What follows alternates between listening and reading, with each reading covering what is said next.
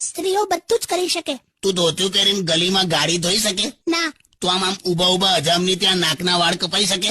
ના. તો પછી આવા ઉદાહરણ શું આપો છો? જો અમે સ્ત્રીઓ ના હોઈએ ને તો તમને કપડા કોણ સીવી દે? લા પણ તમે સ્ત્રીઓ ના હો, તમે કપડા પહેરીએ જ શું કામ? આમ જ ફરતા હોત. એવા ને એવા બ્રીફકેસ લઈને ઉચકીને ઓફિસ જતું રહેવાનું. ખાલી બસમાં ભીડ વધી જાય તો હાચવવું પડે.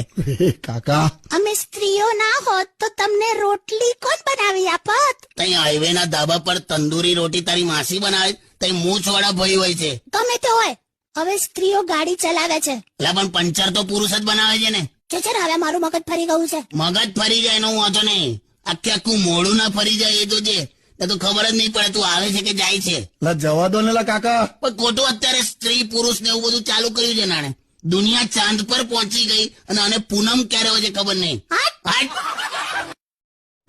હેલો માય યુટ્યુબ ફેમિલી, તો કેમ છો બધા? તો મારી પોસ્ટ, રીલ્સ અને કોમેડી વિડીયોઝ તમને સારા લાગતા હોય તો પ્લીઝ લાઇક, શેર અને કોમેન્ટ કરીને મારી ચેનલને સબસ્ક્રાઇબ કરજો.